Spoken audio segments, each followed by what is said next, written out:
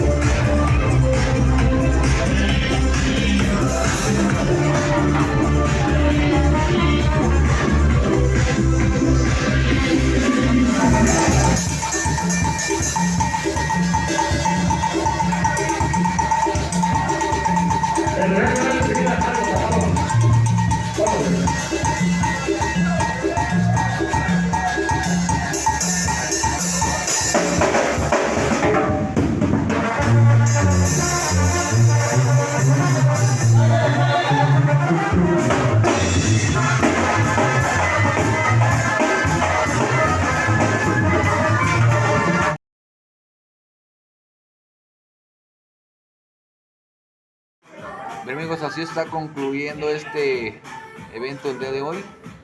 Pues ya apoyamos ahí a Gary y a Rafa. Y pues ahora venimos a cenar yo y Clito solitos. No te voy a despeinar, mi güey. No te vas a despeinar, Cristo. Ya es tardecito, pero vamos a echarnos un taquito para irnos a descansar. ¿Taquito? Ajá. No sé qué decir.